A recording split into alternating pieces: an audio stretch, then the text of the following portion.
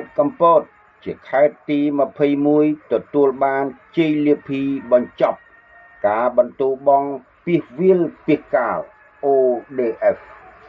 កាលពីថ្ងៃទី26ខែឧសភាឆ្នាំ2025ឯកឧត្តមឆៃរិទ្ធិសែនរដ្ឋមន្ត្រីក្រសួងអភិវឌ្ឍជនបទបានអញ្ជើញជាអធិបតីក្នុងពិធីប្រកាសទទួលស្គាល់ជាផ្លូវការខេត្តកំពតជាខេត្តទី21ទទួលបានជ័យលាភីបញ្ចប់បន្ទោបង់ពាសវាលពាសកាល ODF ពិធីនេះបានរៀបចំឡើងនៅក្នុងបរិវេណរមណីយដ្ឋានស្រះឈូកខេត្តកំពតដោយមានការអញ្ជើញចូលរួមពីសំណាក់ថ្នាក់ដឹកនាំនៃក្រសួងអភិវឌ្ឍជនបទឯកឧត្តមតាហាប់ប្រធានក្រុមប្រឹក្សាខេត្តឯកឧត្តមម៉ៅបណ្ឌិតម៉ៅទិនិនអភិបាលនៃគណៈអភិបាលខេត្តមន្ត្រីរាជការលោកគ្រូអ្នកគ្រូសិស្សានុសិស្សប្រជាពលរដ្ឋព្រមទាំងភ្ញៀវកិត្តិយសជាតិអន្តរជាតិសរុប1675នាក់ឯកឧត្តមម៉ៅទិនិនអភិបាលគណៈអភិបាលខេត្តកំពតបានធ្វើសន្ទរកថាស្វាគមន៍និងធ្វើរបាយការណ៍បញ្ជាក់ជូនថានៅក្នុងខេត្តកំពតចែកចេញជា9ក្រុមស្រុក93ឃុំសង្កាត់ស្មើនឹង491ភូមិមានប្រជាពលរដ្ឋសរុប79375នាក់ស្មើនឹង165,985គ្រួសារក្នុងនោះខ្នងផ្ទះមានបង្គន់អនាម័យប្រើប្រាស់ស្មើនឹង100%ដែលខ្នងផ្ទះមានបង្គន់អនាម័យផ្ទាល់ខ្លួនមានចំនួន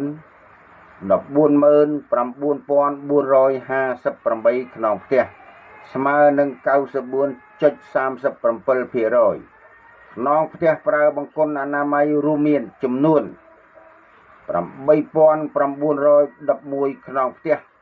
ស្មើនឹង 5.63% ដែលធ្វើឲ្យស្ថានភាពក្រុងស្រុកឃុំសង្កាត់និងភូមិ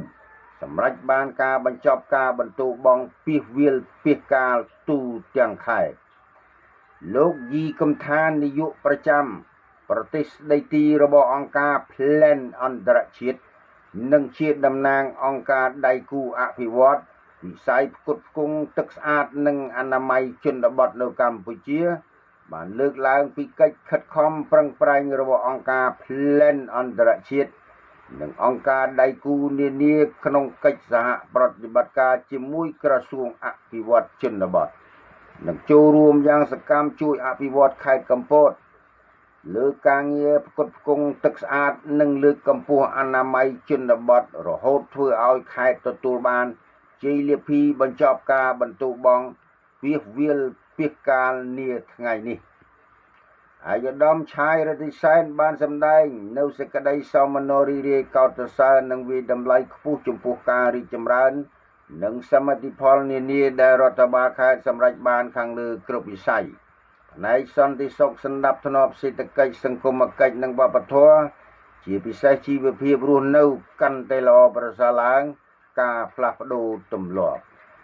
ឯកឧត្តមរដ្ឋមន្ត្រីក៏បានជម្រាបជូនអង្គពិធីអំពីកម្មវិធីជាអាចទាំង5របស់ក្រសួងអភិវឌ្ឍជនបទនិងចក្ខុវិស័យច្បាស់លាស់របស់ក្រសួងក្នុងការកសាងតំបន់ជនបទកម្ពុជាប្រកបដោយវិបុលភាពបរិយាបន្ននវានុវត្តន៍ Digital និងភាពធន់ទាំងផ្នែកសេដ្ឋកិច្ចសង្គមគិច្ចនិងវប្បធម៌ពាក់ព័ន្ធនឹងវិស័យទឹកស្អាតនិងអនាម័យជនបទឯកឧត្តមរដ្ឋមន្ត្រីបានបញ្ជាក់បន្ថែម